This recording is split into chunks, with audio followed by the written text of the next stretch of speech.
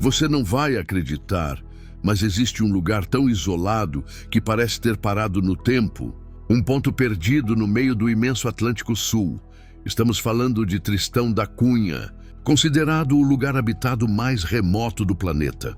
Imagine uma pequena ilha vulcânica, cercada apenas por milhares de quilômetros de oceano infinito. Não há vizinhos, não há cidades próximas, e a civilização mais perto fica a quase 2 semanas de viagem de barco. Chegar lá é um desafio tão grande que qualquer pessoa interessada em conhecer precisa planejar com 1 ano de antecedência, já que não existem voos e os barcos que partem da África do Sul são escassos e dependem de um mar imprevisível e muitas vezes perigoso. A sensação é de que se trata de um pedaço esquecido pelo mundo, mas que guarda histórias fascinantes. A ilha foi descoberta em 1506 por um navegador português chamado Tristão da Cunha, que avistou a massa rochosa durante uma expedição no Atlântico. As condições climáticas não permitiram o desembarque, mas ele registrou a descoberta e deu àquele território o seu próprio nome. Séculos depois, os britânicos voltaram a se interessar pelo lugar. Em 1816, uma guarnição militar foi enviada para instalar uma base no arquipélago, com o objetivo de monitorar rotas navais e garantir que inimigos, como Napoleão Bonaparte, exilado em Santa Helena, não usassem aquelas terras como rota de fuga. O que começou como uma instalação militar temporária acabou dando origem a uma comunidade permanente. Soldados, marinheiros e até náufragos decidiram permanecer e, com o tempo, formaram famílias com mulheres vindas de outras ilhas, como Santa Helena. A vida na ilha era extremamente dura. Não havia porto adequado, o terreno era hostil e vulcânico, os invernos castigavam sem piedade. Cada pedaço de terra fértil precisava ser disputado e cultivado para garantir a sobrevivência. Mas para muitos desses homens, Tristão da Cunha era uma oportunidade de começar de novo, de fugir de guerras, dívidas ou perseguições. Assim nasceu uma comunidade pequena, unida, forjada na adversidade. Uma comunidade que, com o passar das gerações, se transformou em uma grande família estendida, onde praticamente todos se conhecem e compartilham algum vínculo de sangue. Hoje, vivem ali pouco menos de 300 pessoas, distribuídas em um único vilarejo. E o detalhe mais impressionante, toda a população se resume a apenas 7 sobrenomes: Glass, Green, Hagan, Lavarello, Repeto, Rogers e Swain. Essas famílias foram se multiplicando ao longo dos séculos, criando uma identidade coletiva única. A endogamia, inevitável em um espaço tão limitado, trouxe consequências curiosas. Quase metade dos habitantes sofre de asma, uma taxa altíssima comparada a qualquer outro lugar do planeta. Mas, apesar disso, os moradores seguem levando a vida com normalidade, sem nunca perder o apego à sua terra. Cada nascimento é celebrado como um evento comunitário. A criança recebe, além do carinho da família, um presente peculiar: 2 cordeiros. Esse gesto simbólico garante que o recém-nascido tenha no futuro uma fonte de alimento e recursos para crescer. Não existem hospitais modernos, apenas um único médico residente, responsável por partos, doenças graves, acidentes e até emergências complexas. Quando um caso ultrapassa sua capacidade, o paciente precisa ser transportado até a África do Sul, em uma travessia que pode levar dias em mar aberto. Essa dependência de um único profissional reforça a importância da coletividade e da união.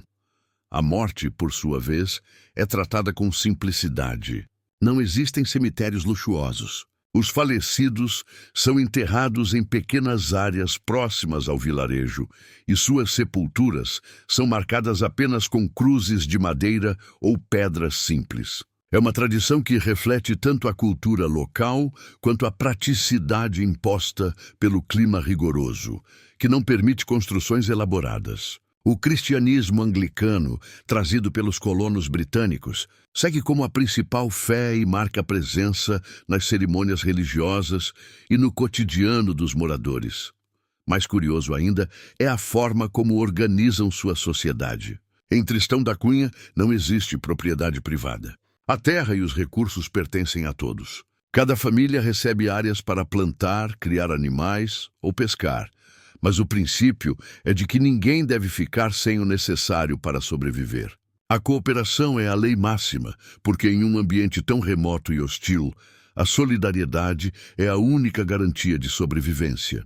Esse espírito comunitário é reforçado pelo fato de todos serem parentes de alguma forma, o que faz com que os vínculos sociais e emocionais sejam profundos e inquebráveis.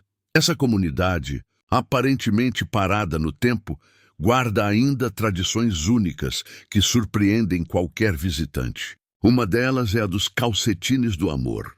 Antigamente, quando uma jovem queria expressar interesse em um rapaz, ela tricotava um par de meias com padrões específicos de listras. 2 listras grandes significavam simpatia, mas se fossem acompanhadas de várias listras pequenas, poderiam indicar amizade, afeto profundo e até desejo de casamento. Era um código secreto, transmitido através de fios e cores. Se o homem aceitasse, respondia tricotando mocassins para a moça, oficializando assim o relacionamento. Essa tradição se tornou tão emblemática que ainda hoje as meias são feitas e vendidas como artesanato local, embora já não tenham o mesmo peso simbólico de séculos atrás. Mas imagine a cena, receber um par de meias coloridas e perceber que aquilo não era apenas um presente, mas talvez uma declaração de amor.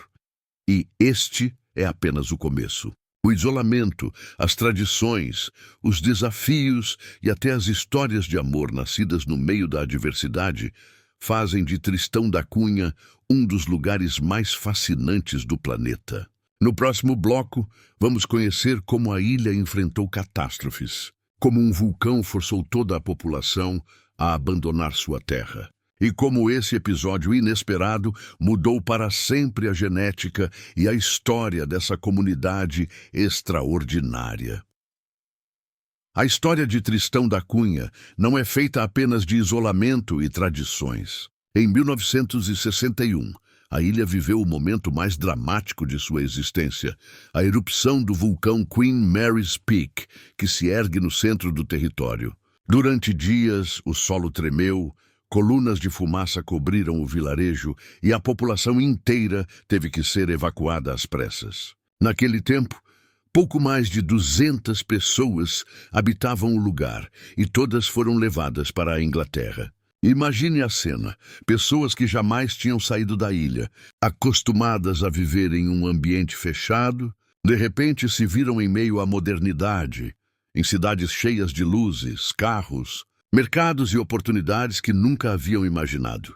O choque cultural foi imenso. Muitos dos habitantes tiveram acesso pela primeira vez a tecnologias básicas como eletricidade constante, supermercados e hospitais equipados. As mulheres se encantaram com a liberdade e a diversidade de costumes que encontraram. Algumas delas, inclusive, formaram relacionamentos com britânicos e engravidaram durante o período de exílio.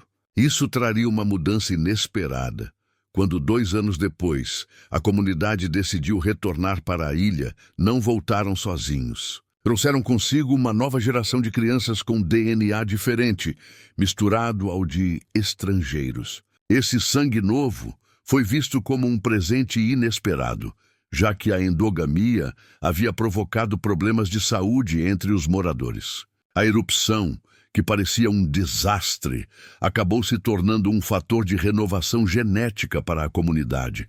Mas não pense que todos quiseram ficar na Inglaterra. Apesar do conforto e das facilidades, a maioria optou por regressar à sua terra vulcânica, mesmo com todas as dificuldades que ela apresentava.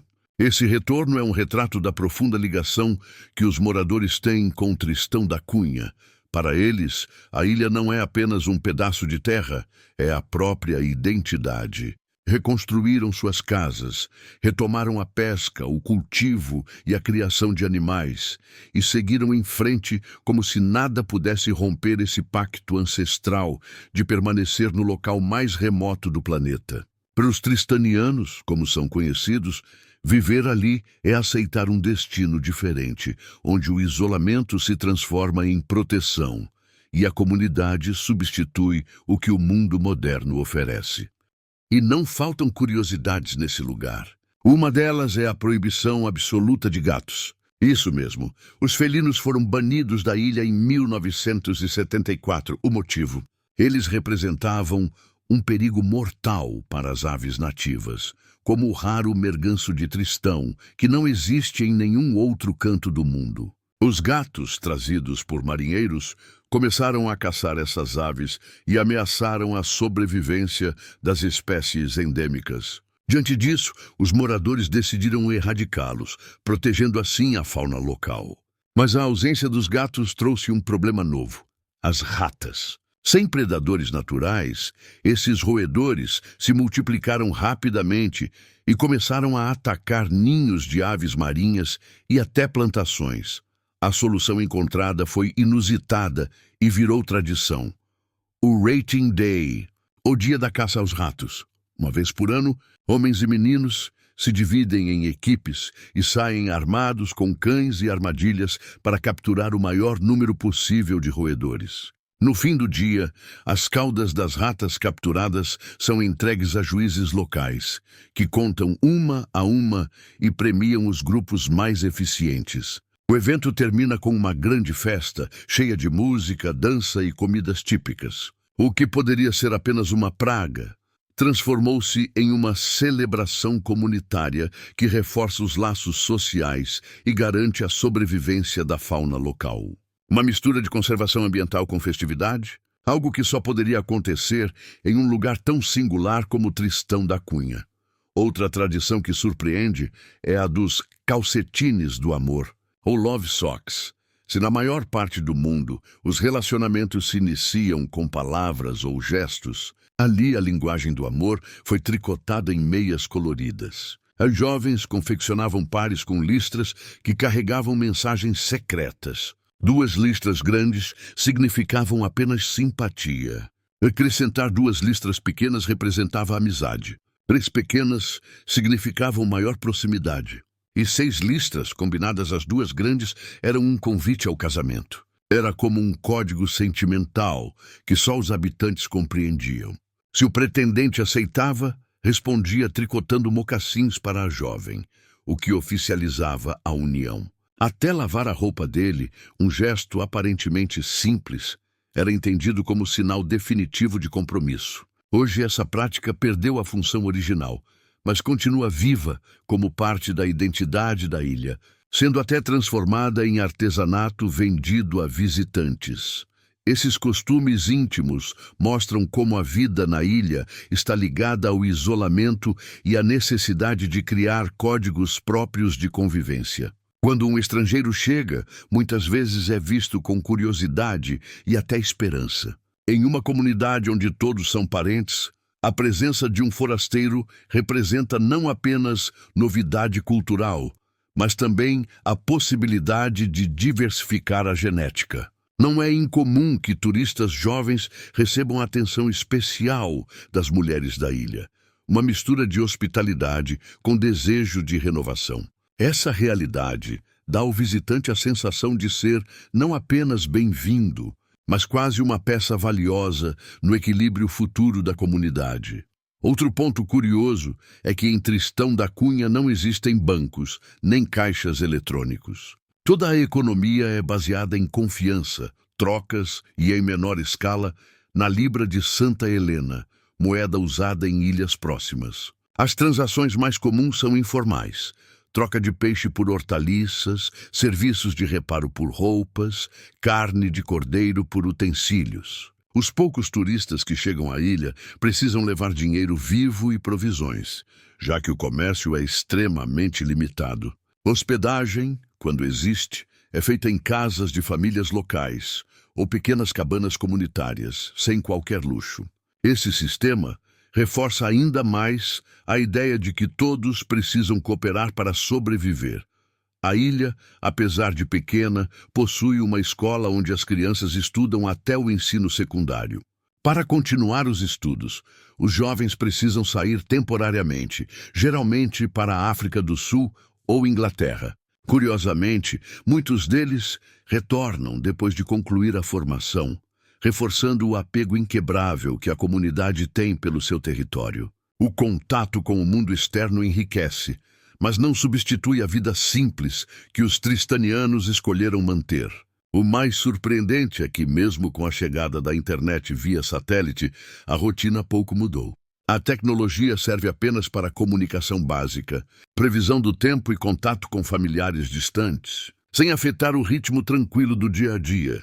Esse estilo de vida, tão distante da modernidade, faz com que Tristão da Cunha seja um verdadeiro paradoxo, um lugar onde o tempo parece congelado, mas onde cada detalhe esconde histórias únicas de resiliência, solidariedade e tradição. No próximo bloco, vamos explorar como é a experiência de um turista que se aventura a visitar o lugar mais remoto do planeta. Os desafios logísticos e os custos elevados de chegar até lá, além das belezas naturais e culturais que tornam a ilha uma joia rara do Atlântico. Viajar até Tristão da Cunha não é apenas um deslocamento, é uma verdadeira expedição. Para qualquer pessoa que sonhe em conhecer o lugar mais remoto do mundo, o primeiro passo é planejar com pelo menos um ano de antecedência.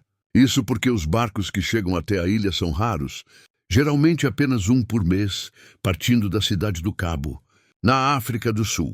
A travessia dura entre 6 e 10 dias, dependendo das condições climáticas que costumam ser imprevisíveis e turbulentas. Não existe aeroporto nem heliporto. O único caminho é o mar, e ele precisa estar calmo o suficiente para permitir a aproximação. Muitos viajantes acabam esperando dias no porto, até que o clima permita a saída do barco. O custo também é um fator que limita o turismo. Uma passagem só de ida no navio pode custar entre $1.000 e $1.500 americanos. E isso sem contar o voo internacional até a África do Sul. Se alguém sair de Nova York, por exemplo, o bilhete de avião até a cidade do Cabo pode chegar a $3.000 ida e volta. De Madrid, o valor varia entre $1.000 e $1.500. Isso significa que apenas em transporte, o visitante pode gastar mais de $4.000 antes mesmo de pisar na ilha. E ainda há os imprevistos. Tempestades podem cancelar a viagem, forçando os turistas a esperar semanas ou até a remarcar toda a expedição. Quando finalmente se chega a Tristão da Cunha, a sensação é única. O primeiro impacto é avistar um pequeno vilarejo à beira do oceano, cercado por montanhas vulcânicas e penhascos impressionantes. Uma placa anuncia com orgulho que aquele é o lugar habitado mais remoto do planeta. Não existem hotéis luxuosos ou pousadas sofisticadas. Os visitantes são recebidos em casas de famílias locais ou em cabanas comunitárias simples, geralmente ao custo de $50 a $70 por noite. As refeições também são caseiras, preparadas por moradores, custando entre $5 e $10. O turismo é extremamente controlado para não sobrecarregar os limitados recursos da comunidade. Em média, menos de 200 pessoas têm a sorte de visitar a ilha a cada ano. O dia a dia de um turista ali é completamente diferente do que se experimenta em qualquer outro destino. Não há lojas de lembrancinhas nem restaurantes badalados. Em vez disso, há caminhadas por trilhas que cortam o terreno vulcânico, observação de aves endêmicas, como o raro merganso de Tristão, encontros com colônias de pinguins e vistas espetaculares do oceano que cerca a ilha por todos os lados. É uma experiência que mistura aventura, contemplação e convivência. Os visitantes são sempre recebidos com curiosidade. Os tristanianos fazem questão de explicar suas tradições, mostrar suas plantações de batatas, apresentar seus animais e compartilhar histórias da comunidade. Essa hospitalidade calorosa é um dos aspectos mais marcantes da viagem, mas o isolamento traz consigo desafios que o turista precisa aceitar. Não existem bancos ou caixas eletrônicos, e todos os pagamentos devem ser feitos em dinheiro vivo.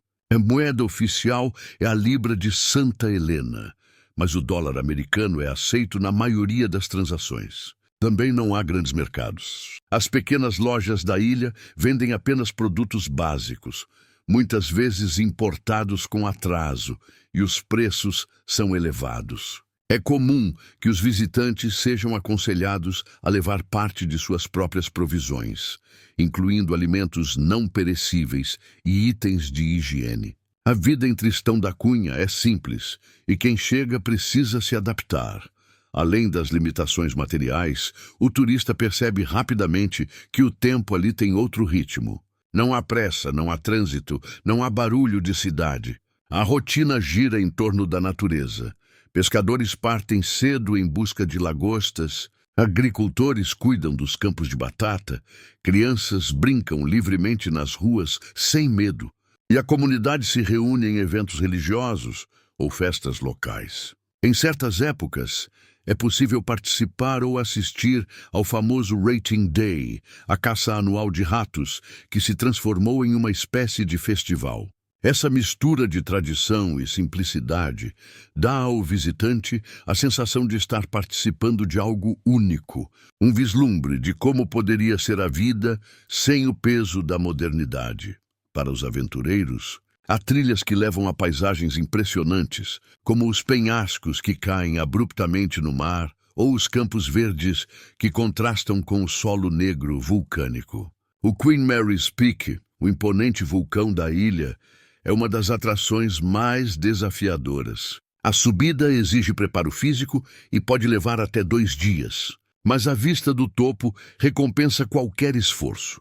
Um panorama de 360 graus do oceano infinito, onde o horizonte se mistura com o céu em todas as direções. Poucos lugares no mundo oferecem uma sensação tão poderosa de isolamento absoluto.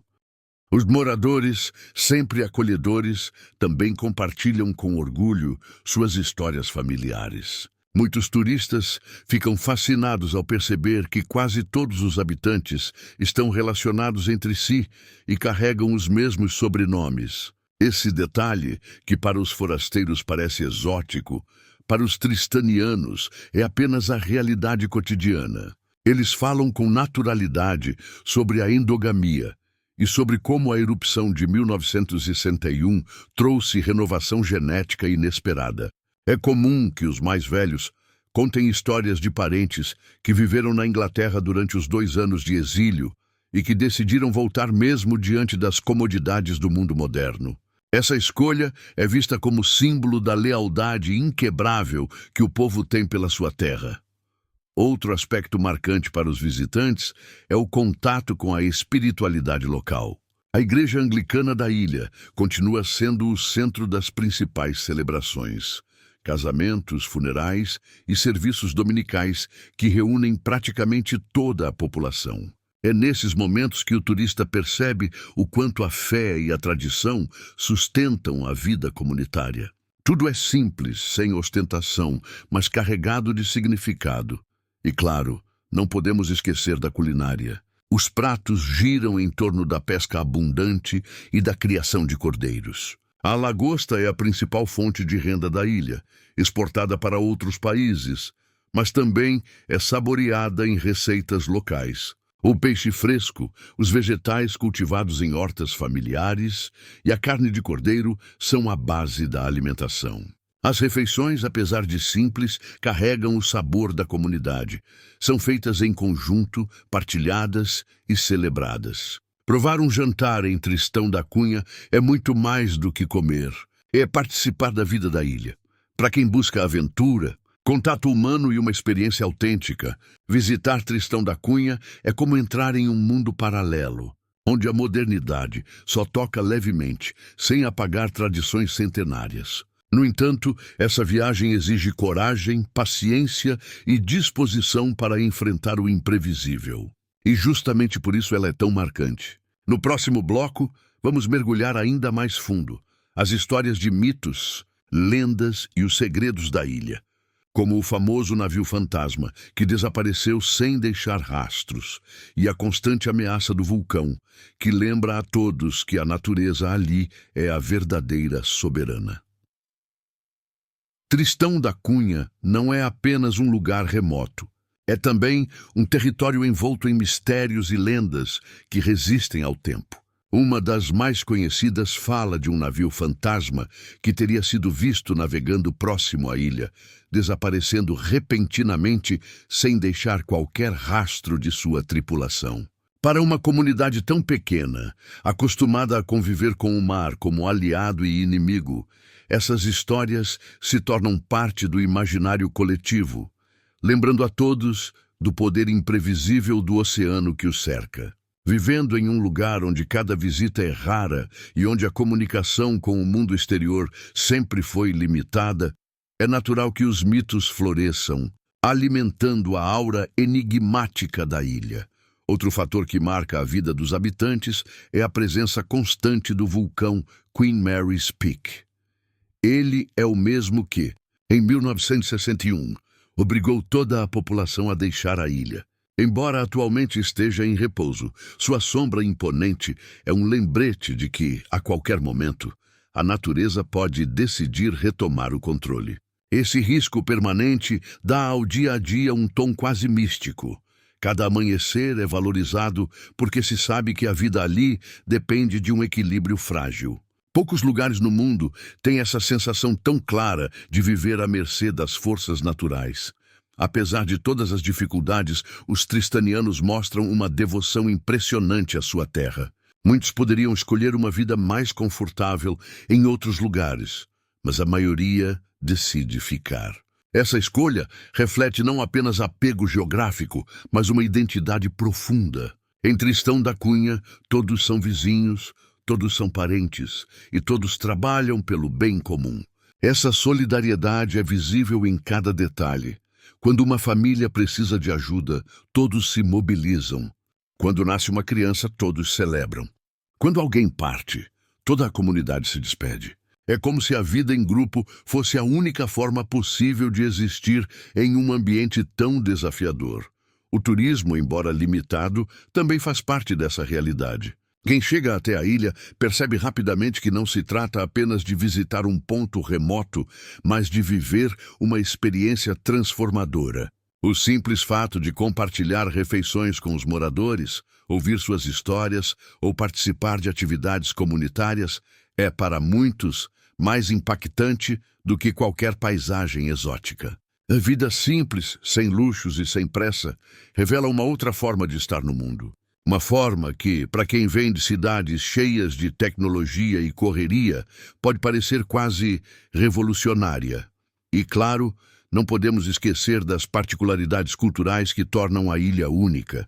Os calcetines do amor, hoje vendidos como artesanato, continuam a encantar visitantes, especialmente aqueles que descobrem o significado secreto que carregavam no passado. O Rating Day é um evento aguardado com entusiasmo, não apenas pelo combate às ratas, mas pelo espírito de união que promove. Até a proibição de gatos, que pode parecer estranha para quem vem de fora, é explicada com orgulho pelos tristanianos, como prova do cuidado que têm com suas aves endêmicas. Cada tradição, por mais peculiar que pareça, reforça a ideia de que ali tudo é guiado pelo coletivo e pela sobrevivência.